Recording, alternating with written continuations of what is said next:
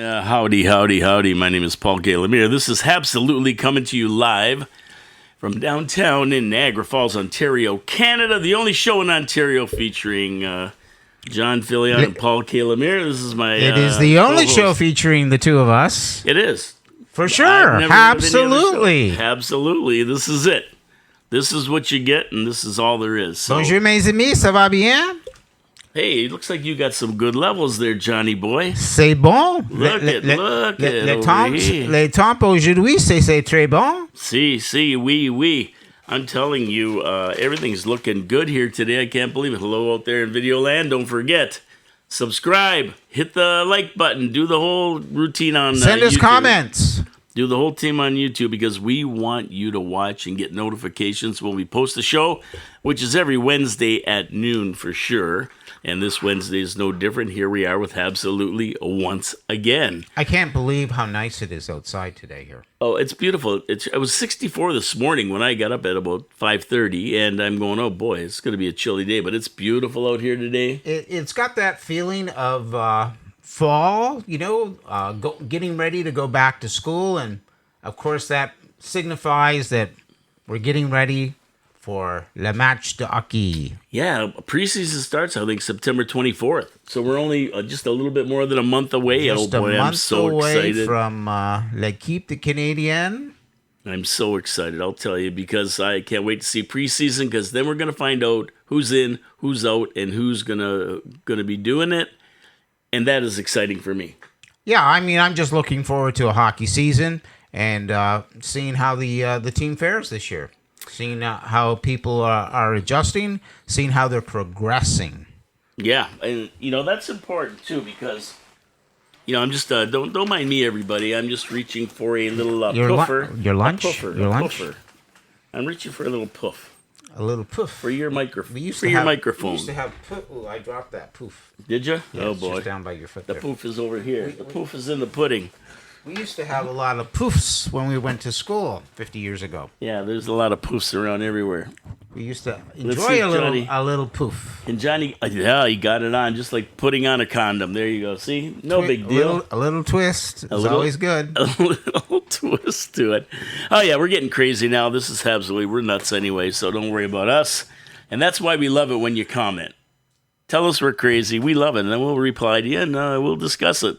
There's not much to discuss when it comes to that, though. We are crazy. C'est très bien. C'est bon. I'm crazy about the Habs. Absolutely. There you go.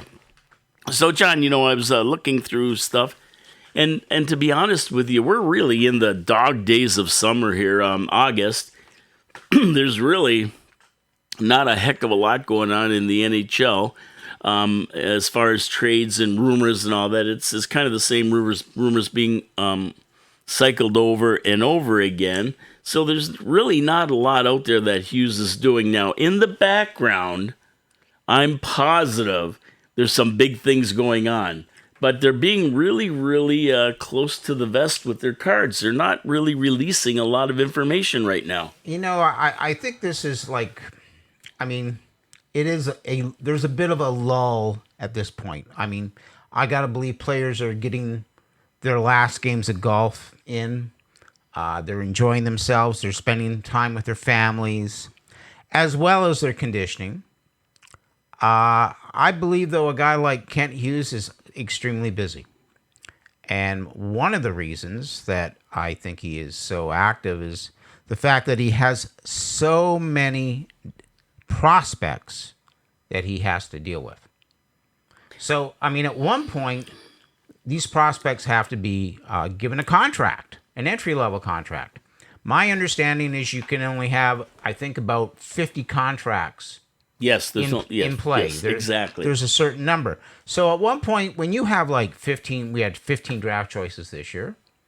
I believe we have another 15 draft choices next year. I think it was 11 and 11. Was it? Well, but still, that's 22. Still, that's 22, exactly. Then you've got your draft choices from the previous 3 to 5 years. Now you have to decide who's going to get a contract, who you're going to offer a contract to, and who you're not going to. Yeah, who you're going to set free and they can go wherever they want. And it doesn't mean they're not going to play on the Habs. I mean, if nobody signs them, they may come to training camp or be invited to training camp. And then we do invite players who weren't signed to training camp. Players that we find that fall out from the radar, that we rediscover and give them an opportunity because maybe their progression over the last 2 years has been successful.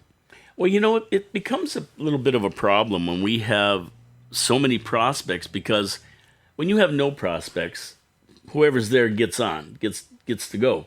But when you have a lot, it ups the bar for the quality of player that you're looking for. So guys like, there's a guy right now, I'm glad we kind of got on this because I had a big I had a thing here about that. And we have Tyus Milanek and Rhett Pitlick, who are not going to be offered a contract, so they're free to go. And it's not that we don't like them. Rem Pitlick has been improving all the time. I mean, that name has been discussed here on the show. Oh yeah, a few times at least. And his brother too, right? He got moved. So but I believe Pitlick now is 23 years of age, something like that. So at one point, you have to decide: does this player fit into our plan?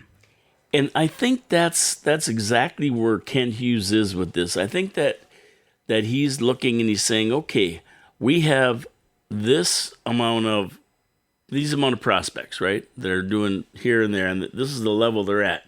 Now, is Pitlick there or is he below? And if he's below, well, we're not going to sign him because we have 50 that we are pretty sure of, guys like Owen Beck and that, right? And not only, like, say, Hodge, I believe, right? Hodge. Yeah. So we signed Hodge this year, or we drafted Hodge this year. I don't know if we've even signed this. I think Drew Deek said it's Hage. Hage. Like Nicolas Cage. So Hage. We've got Hage. Just in case he's listening. We got Hage in the system. Have we, I don't even know if we've signed him, though. I mean, we drafted him this year. I mean, he's probably 19 or 20. Pitlick is 23. So where do we see? So we see Hage with a lot of ceiling, right? Okay. Pitlick, though, now that he's been with us, or been signed, or I shouldn't say signed, that we've drafted 3 years ago, where does he sit in regards to like a Hage?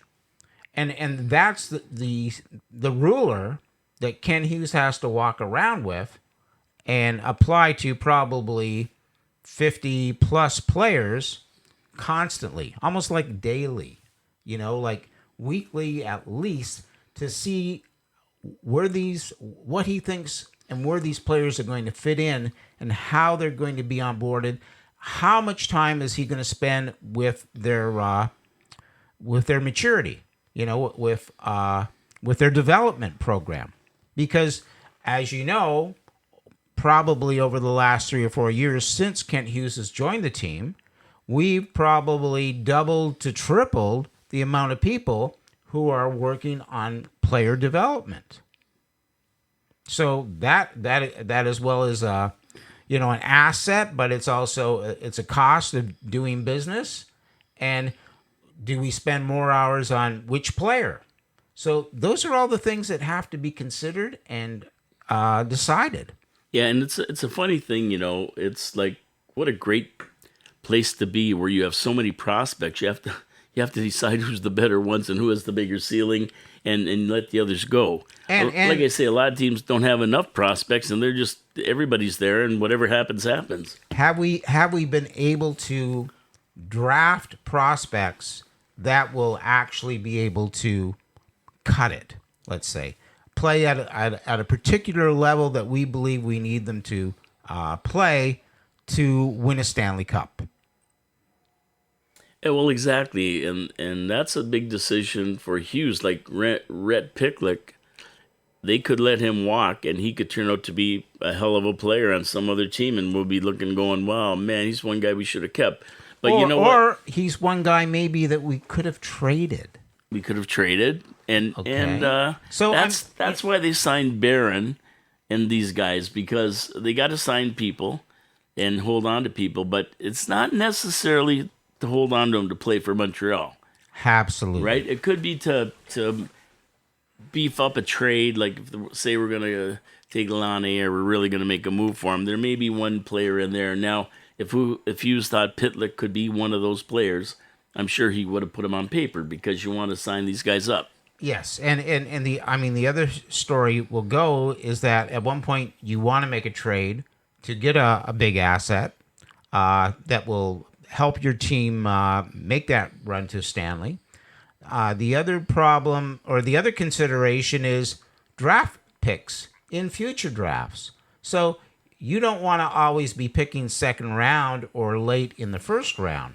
So is there a way of taking some of those draft choices that you have in the next 2 or 3 years and combining them so that you can trade out and pick the team that you think is going to be drafting in the top 10 of maybe 27, 28, or 29, ensuring that you're getting a quality first round pick consecutively over the next 5 to 10 years? That's a real challenge. It really is, because you're really rolling the dice. You don't know, like a few times at Calgary, we thought they were going to be in the bottom, and we got their first round pick. It ended up being number 26. I think you're almost being like you have hurricanes and tornadoes that come on, and you're trying to predict their trajectory. Right. And that's basically, I think, what a GM has to do now is he's got all these multiple trajectories to consider. Yeah, and especially with the Habs, because we do have so many people sitting in the prospect pool. I mean, we always sit here, and it's funny, week after week, we sit here and talk about prospects. And then when Drew Deeks is here, he goes, "What about Machar? What about this guy? We forgot about. We forgot about him." Just like Pitlick was probably brought up maybe a year ago at this point, and people saying, "Well, what about him?" Yeah, exactly. Will he be coming on to the team next year? Yeah, and we have a ton of these guys like this, that we haven't even seen yet. So, who knows? Who knows what's going to happen? But I mean, these managers roll the dice, and they have no regrets because you just don't really know. No, but when you have that array of people, that depth, not every team has it. But then you have to manage it. So that also takes a lot of man hours and a lot of time and a lot of investment in player development. Yeah, because that's the other part of it. Even if you keep a guy you think has got a high ceiling, if you don't have a good development team, you can't develop him, then what good is he? Exactly. You see these guys move from team to team, and all of a sudden they become superstars. Well, it's probably not because the player was never a superstar. It's because he just wasn't getting the right development. And that's the big part of having all these prospects. And that's why you're so happy with Laval all the time. Absolutely. And that becomes that whole management thing of a player, not just his physicality, but also his mentality. And therefore, and then we go back to speaking about attitude and culture and how they're actually going to fit and handle daily life in the NHL. It's so important that we bring on players that are stable and are willing to play for the success of the team and not just individual goals. Well, exactly, and I think that's the big catch with Laine that we're going through right now. And we'll talk about him later. But first, how about a little trivia? I was waiting for that. Well, we kind of got into this other stuff with the prospects, so I thought we might as well get through that and talk about that because that's pretty important. It's extremely important. And I really think that's what we don't see behind the scenes that is going on 8 to 10 hours every day, every week. Yeah, and so when we sit here and we say, well, geez, there wasn't a lot going on this week to talk about, but, it's all that behind-the-scenes stuff that's going on, which we will see exposed in the next few weeks. So although there's not a ton this week or maybe last week, in the leading up to training camp, there will be a ton. I guarantee you there's going to be a lot of releases. There's going to be a lot going on. We're just not going to find out about it probably till it happens, and that could be tomorrow. Even though we're doing the show on Wednesday, Thursday could be a big day for a lot of stuff that's going on. So let's get to trivia now. You were a goaltender. You played goalie, right? Yes, I did. Okay. So the Habs have had many illustrious goaltenders. Yeah, we spoke about a few last week. Yeah. Over their 115-year history, right? One of them being the great Ken Dryden. Ah. Now, who doesn't know? Even Drew Deeks would know Ken Dryden, right? Absolutely. He would know, right? He'd have, of course. Well, I mean, Ken Dryden, exceptional player, and like such a student of the game, no pun intended, as well. yeah. He I mean, his book, The Game, is probably maybe the most. I mean, probably the biggest book ever in the history of the NHL. Yeah, and his record over the years that he played will never be duplicated. There's no friggin' way anybody's going to win that many Stanley Cups. He only played for 9 seasons or something like that. Maybe 9 seasons. Yeah, like it wasn't very many, but man, did he leave his mark on the NHL.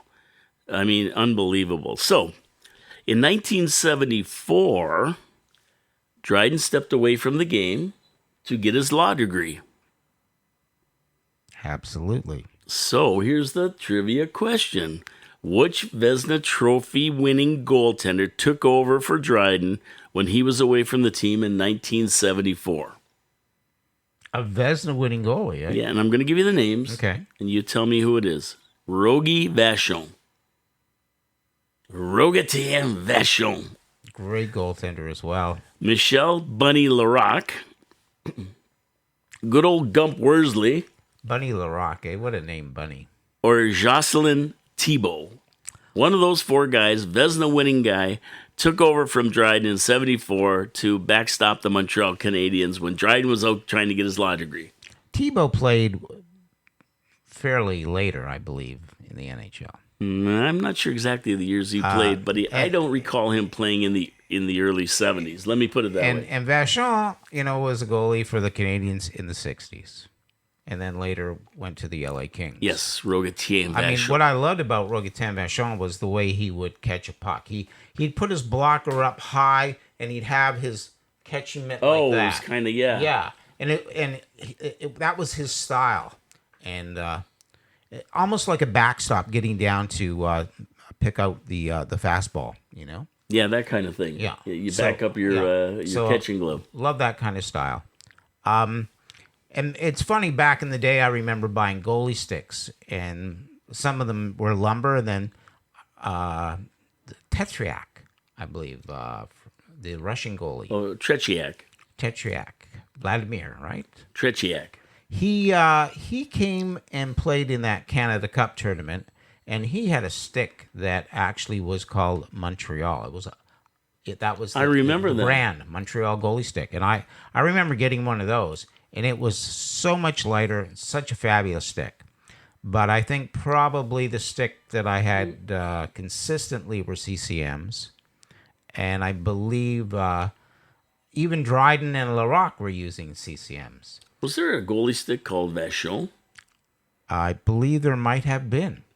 Yeah, I'm thinking. I don't know. I don't know if it was or not. I know that was the dessert that you purchased. Oh yes, just about every day at high school. Oh, I love the cafeteria. The half loon moons, right? Right. Yeah. But the half loon moon or whatever. I believe when I was playing, and a lot of my equipment was very similar to Dryden's. I had the same kind of blocker as well as catching glove with the black cover over the knuckles.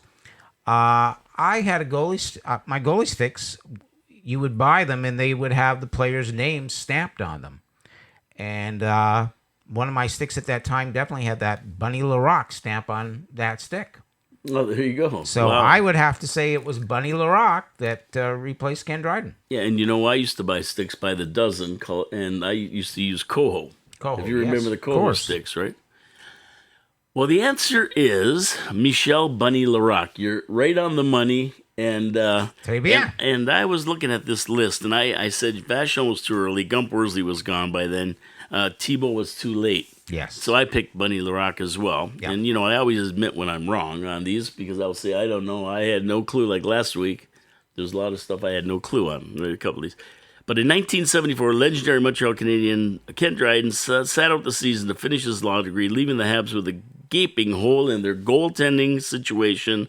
But that was to be short-lived when a young goalie named Michel Bunny, his nickname was Bunny, his parents called him Bunny, his mother called him Bunny when he was a little kid, So it stayed with him. Larocque came into the picture. Larocque was drafted 6th overall by the Canadiens That's amazing. in the 72 draft. So they were highly regarding this guy. And he labored in the AHL with the Voyageurs for the first couple of years. And he won the Hap Holmes Trophy and was selected to the second All-Star team in the AHL. He was called up in 74 to play for the Habs, sharing duties with Michel Plasse, if you remember him. That's hard to remember. Yeah, and Wayne Thomas. Wayne Thomas, I do remember. Did he have anything to do with Niagara Falls? He might have, The name sounds really, really familiar. Wayne Thomas. Wayne Thomas. He wasn't the guy in the Hosers, was he? One of those guys? Two guys? No, I don't believe so. Okay. But he was the starter in the playoffs that year. Dryden returned in 75, and Larocque settled in as his backup, sharing 4 Vezina trophies with Dryden. And in those days, the Vezina was awarded to the principal goalies on a team, allowing the fewest goals in the regular season. And, of course, Dryden played most of the games, but he did get 26 games in 1977 and led the league with the lowest goals against average at 2.09. In 79, Dryden retired and Bunny saw more action and won his 4th Vezina, sharing duties with Richard Sevigny. Remember that guy? Yeah, Sevigny. Yeah, and newly acquired Dennis Herron. Denny Herron. Yeah, in 1981. Bunny was traded to the Leafs for defenseman Robert Picard and played 50 games with the Leafs. He was in the nets when the Sabres scored an NHL record 9 goals in one period against the Leafs. I love reading the stories like this about the Leafs. 9 goals in one period, record-setting, never done before. Bunny Larocque was in that, unfortunately, for that disaster, and they lost 14-4. 14-4 in that game. That's astronomical. Yep, the Leafs in a 14-4 rout, and they scored 9 in one period on Bunny Larocque. He would have been going to Ronald Perry, or whatever the hell his name is. That was the owner or the general manager of the Leafs. I don't play here no more. I don't play here. I don't play here, Ron. What's his name? Je suis, c'est fini. Who Harold Ballard. Yeah, well, he would. Oh well, Ballard would have probably clocked him with the end of a hammer or something. He was wacky. After that, he was traded to the Flyers, finished his career with the St. Louis Blues. He retired in 1985 after playing 13 games in the International Hockey League. And sadly, on a sad note with Bunny Larocque, because I loved watching Bunny Larocque, this Montreal legend died in 1992 of brain cancer at the age of 40. That's tough. How sad is that? That's tough. He was around and then he was gone, So anyway, that's Bunny Larocque. That's the Vezina guy who stepped in for Dryden and did a great job. I'm sure Ken had a lot to do with him winning a Vezina trophy. Well, probably like 4 of them. Absolutely. Today he wouldn't have won anything because Dryden would have got the trophy by himself. That's how they award it now.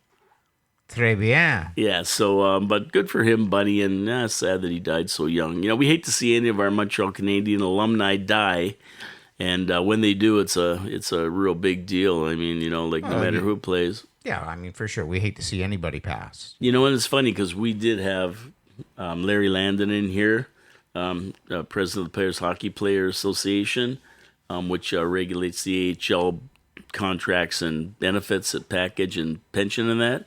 And then we had Rick Wamsley. Rick Wamsley in here, right? The Whammer. Yes. And they were telling us, Montreal, as far as their ex-players, they treat them very, very well. And, it's sad to see when any one of them go. They set you up in a booth, and they give you some des saucisses en deux and a little bit of popcorn. There you go. And we saw how they treated Beliveau's wife, Mimi Beliveau, man. Celine Dion might come in and give you a hug. Well, now, come on. Hard to say. Why torture our alumni? We don't want to hard to say. We don't want to torture our alumni. Celine stays in Vegas where she belongs. Yvonne will definitely drop by to say hello. Yvonne Courrier. Well, yeah, there's still guys like the Roadrunner around.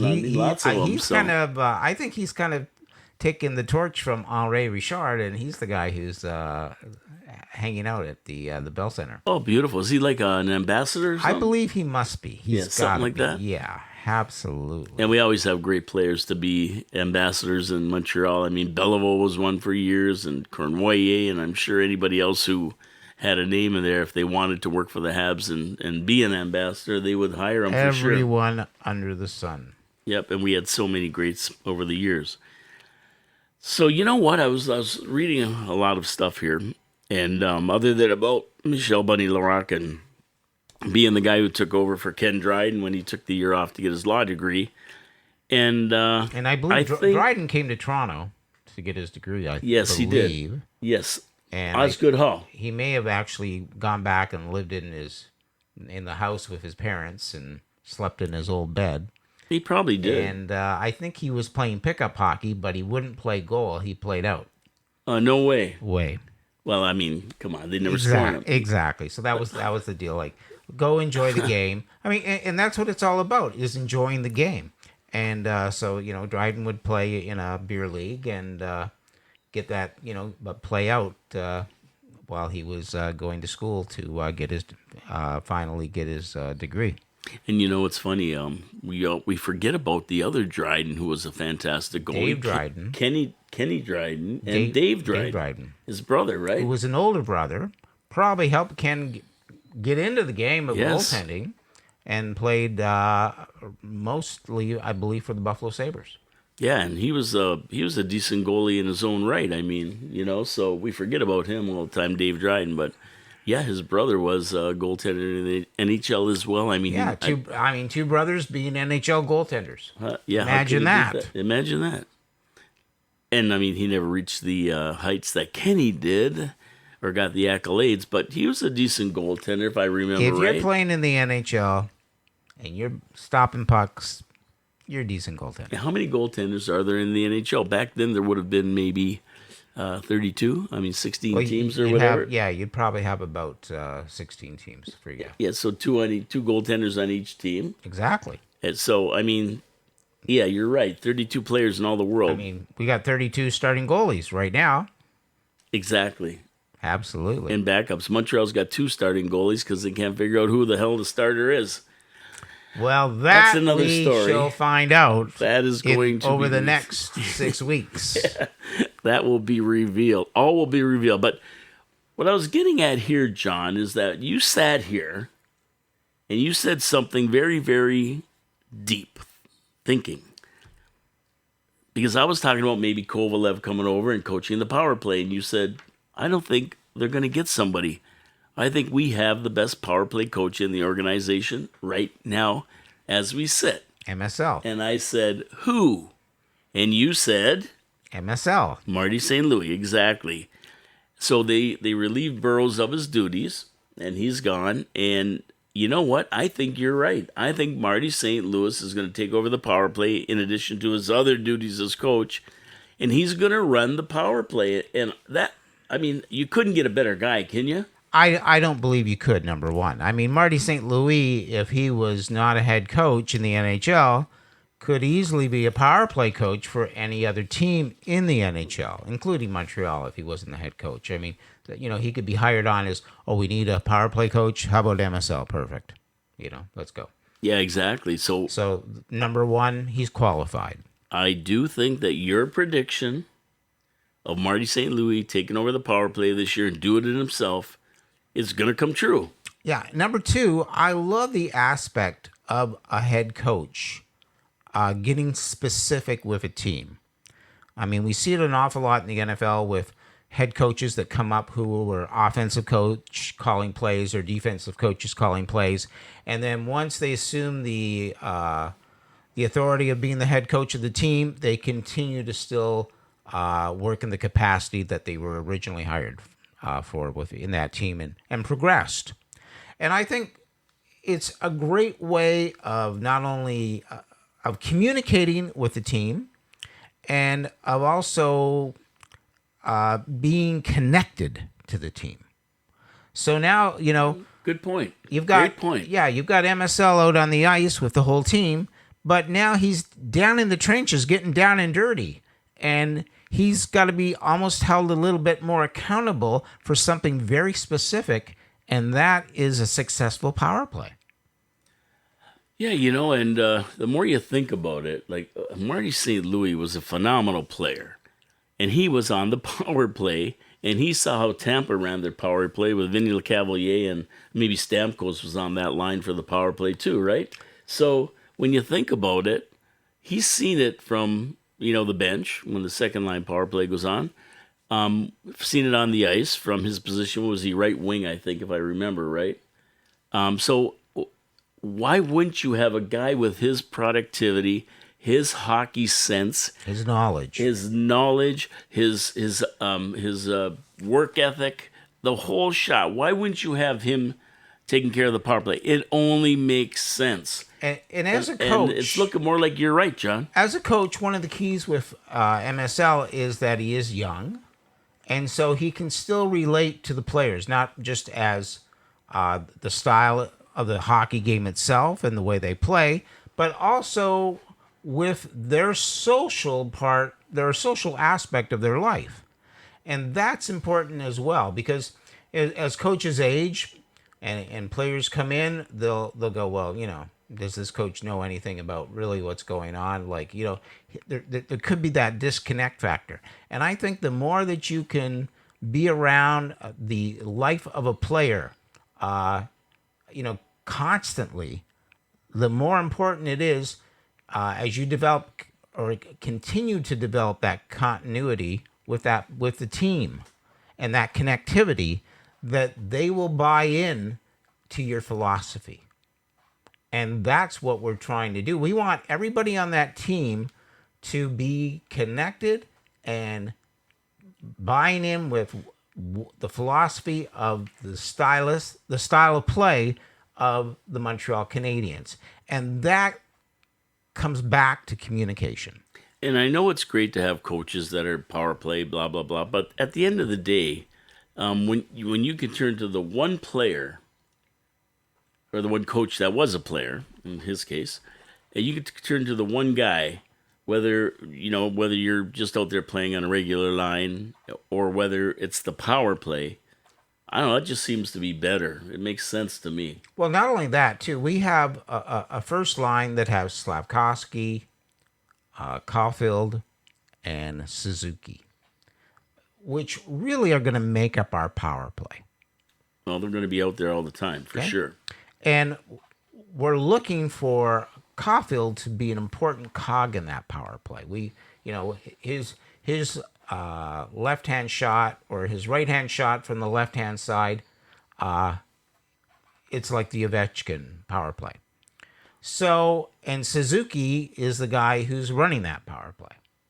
So they're all about, those two guys are really the same kind of stature of Marty St. Louis, the same kind of physical stature. MSL ran a successful power play when he was playing, played on one. And so he's got so much that I think he can help these two gentlemen with to be successful on our power play. His ability, his resources should prove wonders for the team. Yeah, well, it's really funny, because when he gets on the ice and they're running the power play and he doesn't see them doing it right, he'll go, here, let me get in there and I'll show you how to do it. And that's what you want. You how to do it. It's one thing for somebody to tell you how to do it. It's another thing for somebody to say, this is how you do it, and I'm going to show you how you do it. And I'm going to show you why. And that it can be done. So it's not just somebody, he's got a chalkboard, he's marking it up. Yeah, great, but why don't you come out on the ice and figure it out, because it's totally different on the ice. Okay. And that's what's so important about MSL, and this will help him. This will actually help him as a coach by staying connected to the game as it evolves. Yeah, I like it, and I think that's what we're going to see this year. I can't be sure. Maybe they have other ideas, other plans. I'm just kind of taking what you said a few weeks ago and thinking about it more and more, and them not making a move, and not even a rumor or anything about making a move, and all of a sudden I'm going, they're going to listen to John. I think you got to look at your resources and develop them constantly, and I think that's what the Canadiens are doing. I think communication as well is one of the keys to this team. So we've got guys we talk about Ken Hughes constantly, but he his position is so large because he has to communicate to all the players, from signed players to prospects to unsigned prospects to players who are being developed, what the vision of the team is, and keeping them all on board, that they want to continue to be on this team and are striving to be their best to play for the Montreal Canadiens. But not only that, he's also got to stay connected with the fan base, with us. He's got to make sure that we realize what his plan is, what he's trying to do with this team, and how long it's going to take, and keep us all on board. And I think we're in that situation right now where, we're buying in. Everybody is still excited. We're still getting, we're drafting first round draft picks, big ones, like Slavkovsky, and now we're seeing him actually on board onto the team. We're waiting now for a guy named Reinbacher to slowly develop and become like a premium defenseman on our team, because we took him 5th overall, and now we have a guy named Demidov, and we're excited that because we think he could actually be a game changer.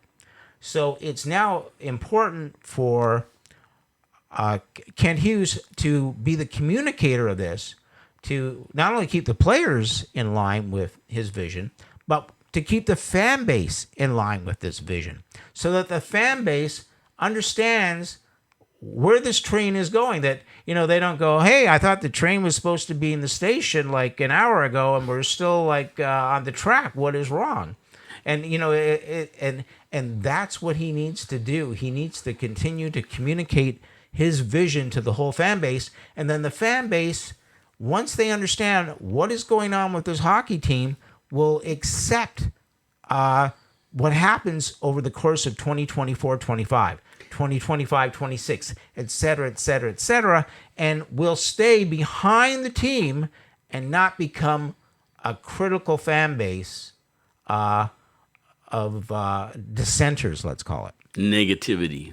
Absolutely. Positivity is what's going to make this team work. Yeah, and he's checking the boxes. And you can tell if you tune into social media at all. I don't know how much you tune into these Habs pages, but I'm a member of all of them.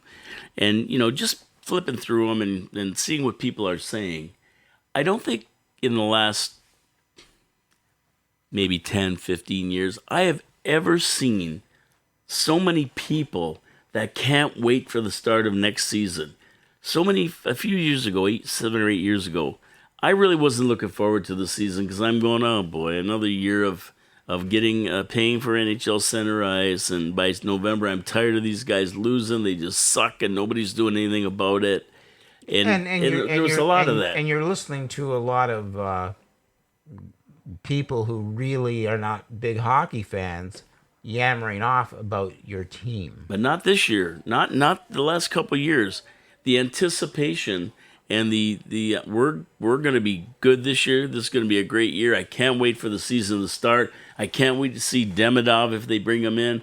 I can't wait to see Slavkovsky in his third year and how he's going to tear it up. This is going to be his year, and Doc and Newhook and the list goes on and on. The power play is going to be better because we got rid of Burrows. The anticipation for this season, like you said, and that's Hughes' job to keep it up there, is building. And I don't know any Habs fan who cannot wait for the start of this season on October 9th against the Leafs. Yeah, I mean, we all want to see the team do well. We want to see the team win games. There's no doubt about that. But I think it's really going to be important for Hughes now to continue to communicate, not just with his team, but with the Montreal fan base, and say, these are our expectations. This is where we're at. So don't be critical of this team. Support this team. And there's a big difference between losing and competing. Absolutely. Like last year, we competed in every game that we lost. We were there. We lost 41 goal games, or we didn't lose them, but we had 41 goal games that could have turned over. One player stepping up could have turned the games around, or one more save or whatever. And that's when they're competing right through the third period. They don't give up. And for me to lose a game by one goal, and we competed the whole game, and it was possible we could have won that. That's what I want to see, a competitive team that doesn't give up. And that's what we're getting. Even though we're losing, we can sit back at the end of the game and say, we played a hell of a game. We could have won that game. We just need a couple more players. Absolutely. And Ken Hughes is brilliant in the sense that he's kind of like, when you become GM, when you get that job of being a general manager of a hockey team, it's kind of like being elected president. Okay? You like a year ago, you weren't running that team. Now you're in charge of that team. But you've inherited a team, and you have to maybe dismantle that team to some degree, but you still have to ice a team for your next game, and you have to slowly develop with assets that you have available to you to try to assemble a cup winner. So much like a president will inherit somebody's, government situation, we have the same thing here going on with the general manager. What Ken Hughes has done is he doesn't go backwards and speak to problems. He's addressing them, though. And he's trying to communicate what he's trying to build. And he's doing that with the players. I think he's being very successful. I think the success for Ken Hughes is that he continues to do that with the fan base, and that the fan base realizes this isn't done overnight. I mean, fan base, of course, would love us to, make a big trade and pick up a player right now. But that doesn't really fit in the overall plan until we have certain prospects that we like Reinbacher and Demidov actually playing on a daily basis in the NHL and being ready to make their best contribution at that point. Yeah, and what I like about Hughes, too, is that he's very transparent. He really, really does let the fans know what he's doing. And from what I can see over the last, how long has he been running the show, general manager? I think 3 to 4 years. Okay. Over that amount of time, he's stuck to his plan. He hasn't, in the middle of it, said, we got to make a move in this direction. He's got a plan. He put it together. He related his plan to the people who are working for him, Marty St. Louis, the coaches, the trainers, everybody. They all know what they're doing, where they're going, and even Laval, even to the Laval guys, and he's sticking to it. And that's why when we sit there going, I hope he picks up a UFA, I hope he picks up this. No, his plan is not to do that, is to go that route. It's not his plan. And we're not going to see him do a lot of that unless the deal is so good for Montreal that he's gonna make a move on it. Other than that, I think his plan will be to pick one up, but it's when, and like you say, unless somebody comes up with a ridiculous offer. And the right guy. Have to have the right guy. But as we're speaking about, he's setting tones. He's communicating with the players by giving out Goalie the contract that he did. He's telling players, you live up to our expectations of your play. You have these opportunities to be successful, and this is the standard that we will set, and we're devoted to you. We're just not bailing on you here, but you need to show up. And that's why we see Jacky with a 2-year contract, Barron with a 2-year contract.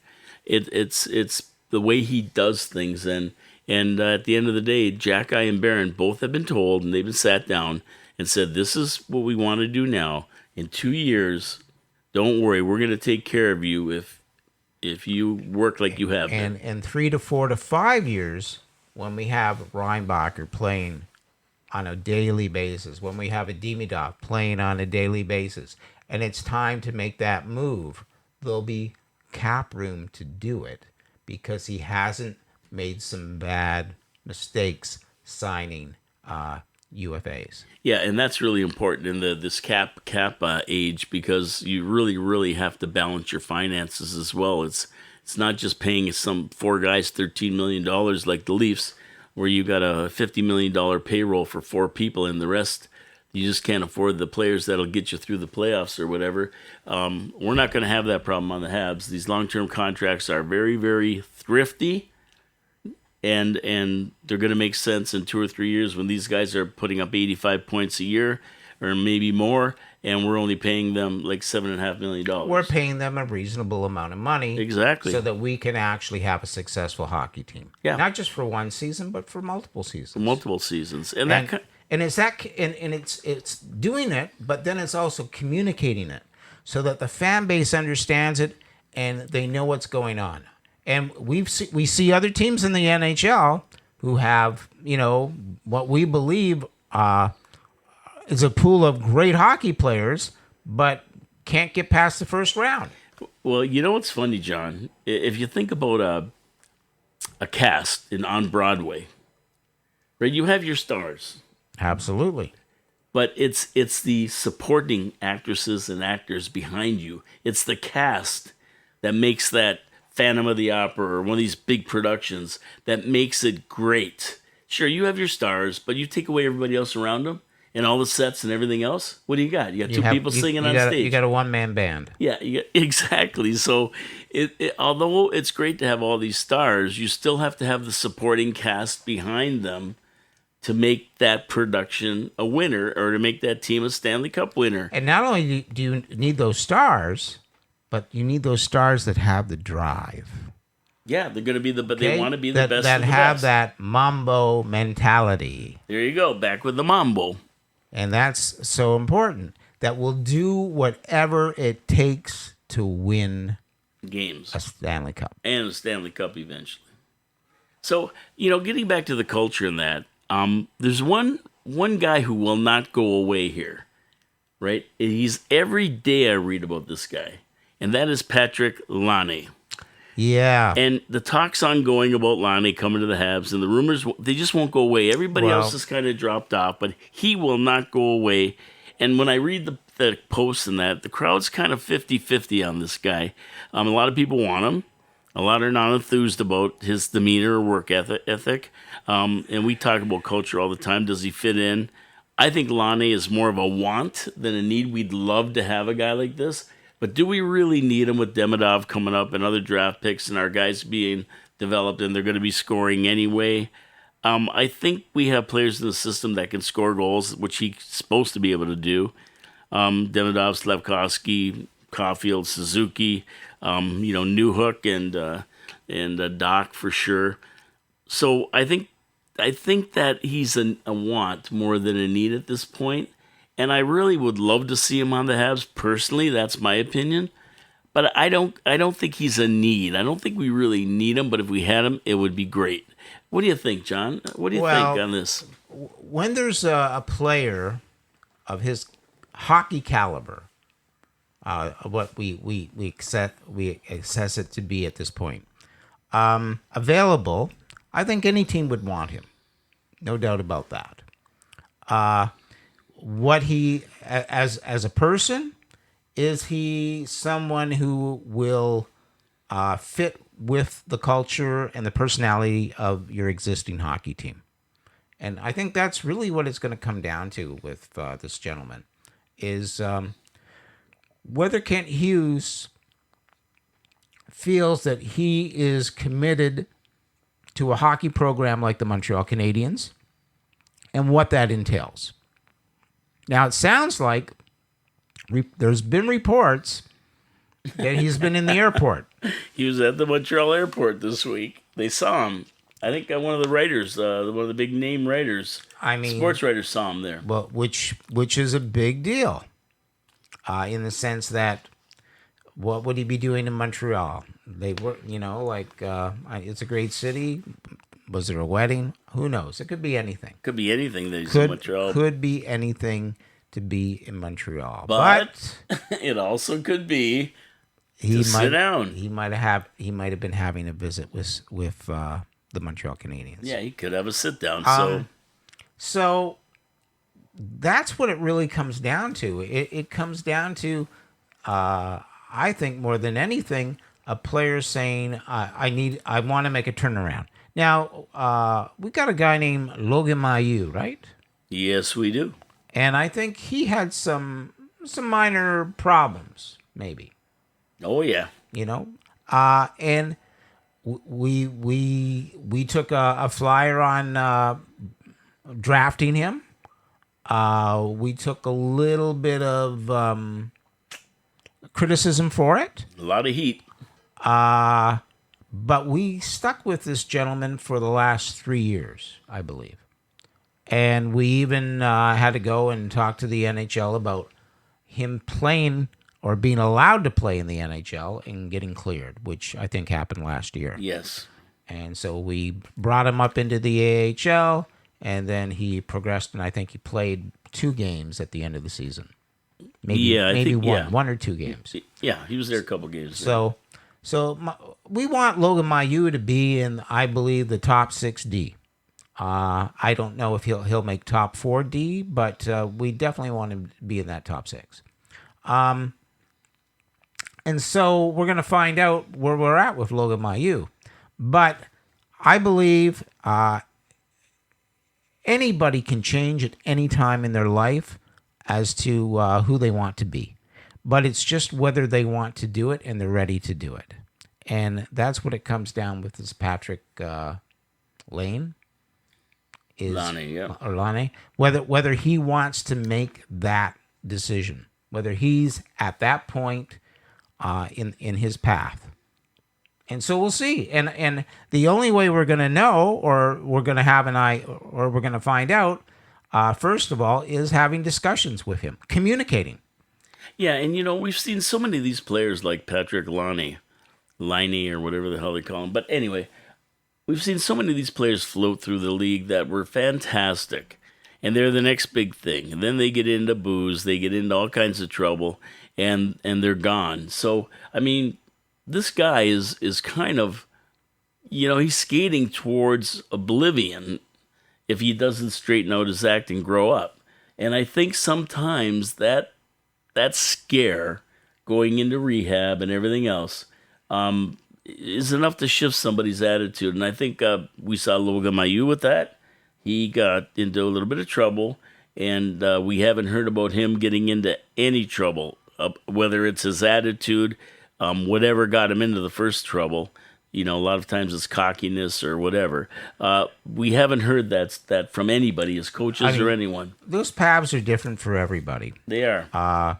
And you'll find people in every career at one point, maybe having that challenge, maybe thinking they're past it, and then slipping back on that slippery slope and having to deal with it again.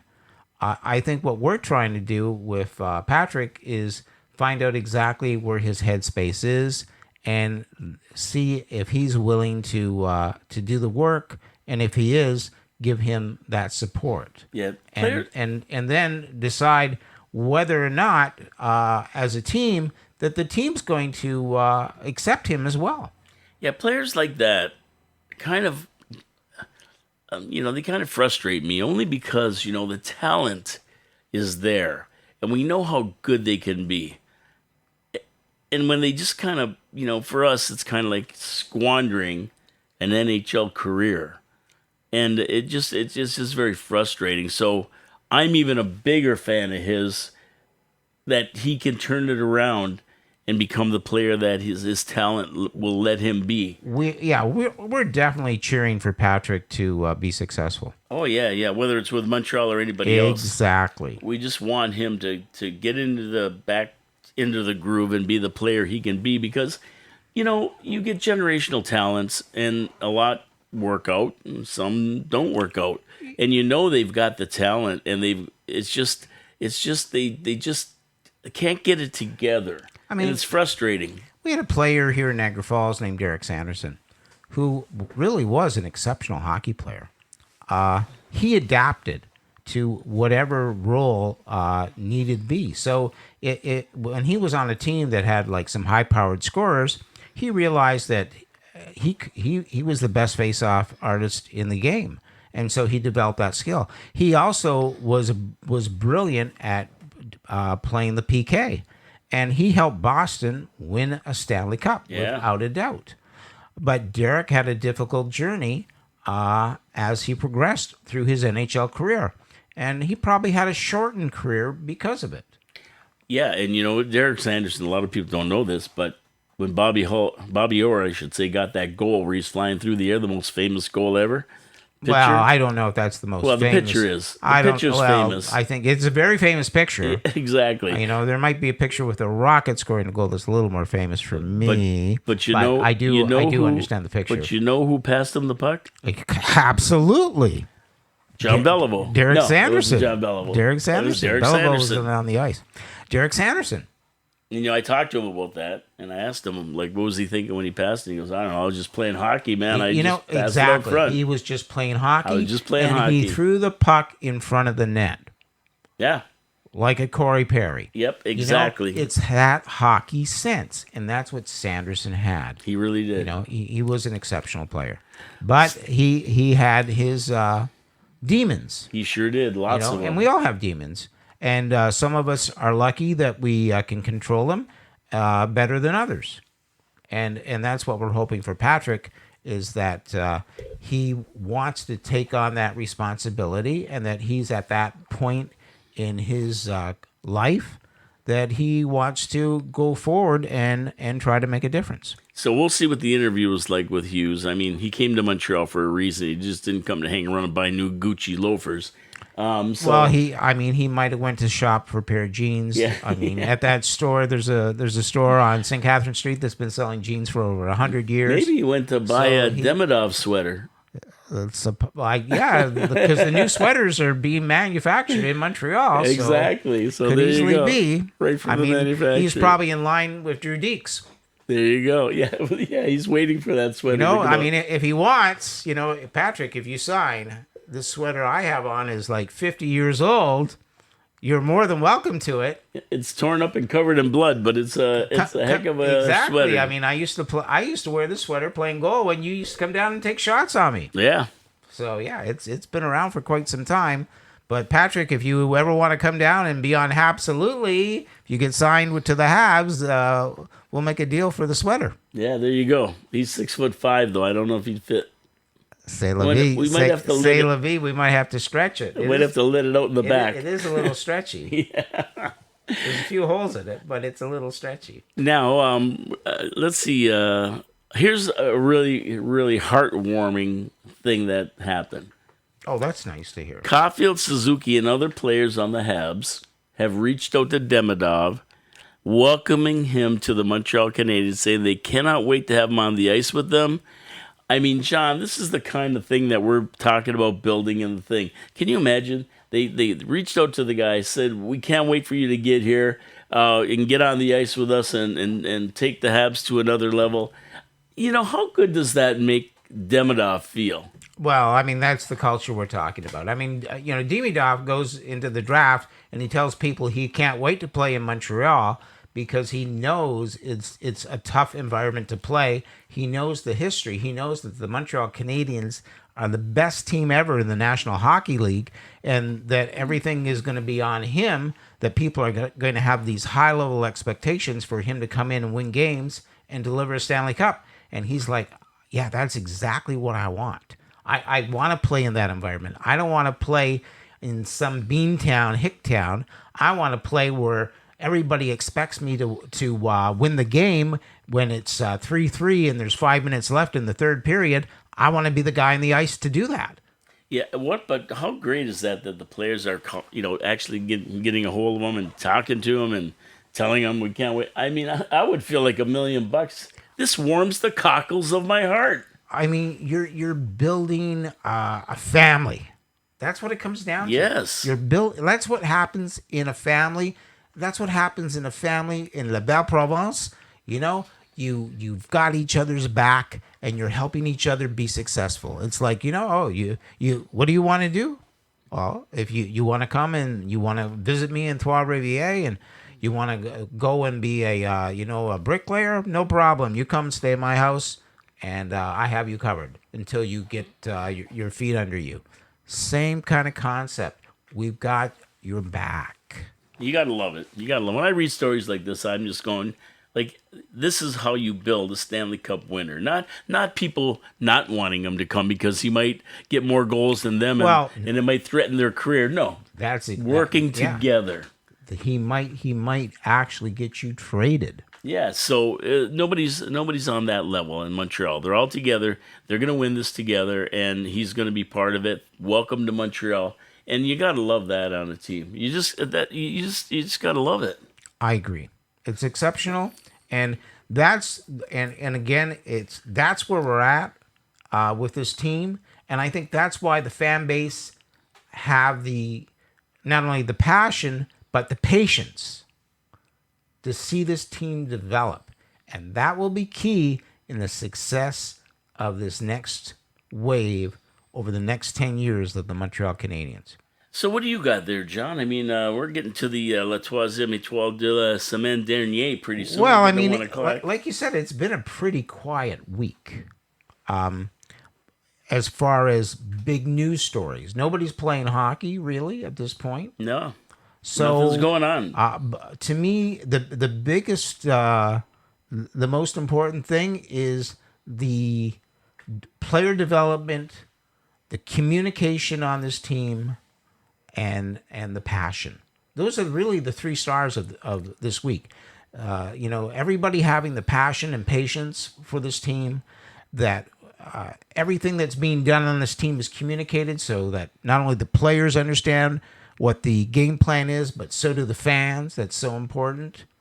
And then the creativity of and development of players. That is the key. I mean, I think in the last broadcast we talked about Goalie, and somebody chimed in one of the comments about the fact that he doesn't know where Goalie's development is going at this point.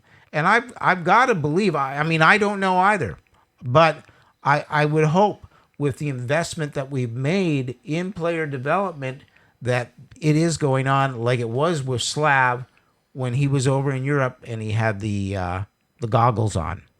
Exactly. Simulation. And we know that HP Sauce got injured playing pickup hockey with some of the team. So we know they're all still in the game at this point. But at one point too, you do need to take those 2 or 3, 4 weeks, recharge your batteries, reflect on being in a family, sit down and actually communicate with your significant others. This is what I'll be doing over the course of this year and the next 2 or 3 years, and making sure that everybody understands that I'll be away playing hockey. I'll be devoted 8 hours every day with my development. So we need to plan these little events around us to keep my mental and your mental health well as well. Yeah, that's a great point, because communication is so important, and a lot of players get ruined because their wives don't back them anymore, and they can't stand them being away. They don't understand the game and what it means to be an NHL star and play on an NHL team. So communication, not just with the team and other players but with families is just as important. And that's what's important with a guy like a Patrick, So you're signed to an NHL team. You're now you have a lot of money. Now you're considered a success. People want to talk to you. You have a fan base, but you also sometimes when you're traveling have an awful lot of time on your hands. And how do you deal with that? And is there something that's part of your makeup that means that you need a little more help? And it's finding those people that need that help and making sure that they're given that help to keep them on the right path, on the right course. It's a problem. It's not. We're not calling anybody out here. It's just that those are realities, and we all have to be aware of them, and they could affect all of us at different times. So that's why it's important to have that kind of communication within the team. Yeah, and that was my first star, my trois étoiles. I only had one because there's nothing really going on. But my big one was those players who reached out to Demidov. I don't know, man. I just love that right there, and I just think that's how you do team building. And if you're in a big business or anything, they always do these little trips and these little exercises for team building, right? For sure. When you go out Absolutely. and you play laser tag and you're depending on the other guys to save you from getting hit, it's that team building, right? And this is what this kind of stuff does, where Demidov feels like part of the team and he hasn't stepped on the ice yet in North America. Absolutely. I mean, I just, it's just... And Demidov as well is, in a country that is involved in a war. And a lot of people, in fact, Dominic Hasek recently spoke out that any Russian hockey player should not be allowed to play in the NHL. Yeah. Currently. Yep. So, I mean, there's that, too. And So there's that's a another whole part. different political parameter going on right now. So we just drafted a Russian hockey player. We're expecting him to be a game changer. And we have this guy named Dominic Hasek, who has expressed, he's Czechoslovakian, and he's expressed that the NHL, the Gary Bettman and the owners should get together and resolve that no one who is of Russian, who is born in Russia at this point, should be allowed to play in the NHL. Like, how do you feel about that? Who, me? Yes, you. What do I care? Let them play. I mean, And that's what and I mean, and that's where I'm going at. yeah, sports and politics should be separate things. And why should a person who had no control over where they were born be listed as such, like blacklisted by someone? Yeah, I mean, And that's what I see Dominic Hasek basically saying. I understand that you're concerned about what's going on in the world as far as what's going on with Russia. But at the same point, the people who were born in that country don't necessarily have control over that. yeah, and like Canada's not fighting Russia. Ukraine is fighting Russia. Let them deal with it. Canada has nothing to do with it other than we're wasting a lot of taxpayers sending it over to Ukraine. But other than that, you have a guy like Demidov, who is a hockey player, yeah. I mean, what's he have to do with that? and he is playing hockey in that country. He was born in that country, and he's being basically, like people are speaking up, like, you stay, don't come over here. And then of course we've drafted him and we're embracing him. Well, if anything, So, he would be. that's why you have to give a lot of credit to guys like, Caulfield and Suzuki, stepping up and saying, "Hey, no, you're welcome here." Yeah, well, if anything, it would be Russia who would say to him, "No, you're not going to Canada because they're supporting the Ukraine against us." That's where the stop would come, not on our side of it. Well, unless a guy like a Hasek. Well, yeah, but and in '68 there, Czechoslovakia got beat for the Olympic gold by the Russian hockey team or something. So they're still hurting over that one. And then Russia invaded them right after. Unless Or was it Czechoslovakia beat Russia and then they invaded Czechoslovakia? One or the other. But I mean, Hasek. I mean, who's he anyway? Played for the Sabres. You can't take him seriously. he did play for the Buffalo Sabres. Yeah, you can't take him seriously. I mean, he's got these old prejudices and stuff. But we don't. We want these guys over here. Let them play. We're trying to support people. We want to uplift people. We want people to be their best. Yeah, if he comes over and causes trouble, send him back like you do anybody. We with him. just like we're trying. We wish Patrick all the best. That's right. That's right. Anyway, on that note, we ended on a political note. On that positive note, Yeah. But we don't care because we're the Habs, right? We love the Habs, and they're not like that. You play hockey. We don't believe in all this DEI hiring. We want the best players. I don't care what color they are. I don't care about anything else. Give us the best players. we want That's what I players who want. are bleu blanc et rouge. They bleed that. On that note, I'm Paul K. Lemire. This is my co-host, John Fillion. I want to thank everybody for listening, watching, liking, and commenting. Have a great semaine. Yeah, and this will be on YouTube shortly. We're going to put it on right after. So have a great day, everybody. Bonsoir, mes amis. We'll talk to you later. This is Ciao, Habsolutely coming to you live from Niagara Falls, Ontario, Canada, in downtown Niagara Falls in the studios of 4680Q Radio. We'll see you next Wednesday at noon. Have a great week, everybody, and go Habs, go.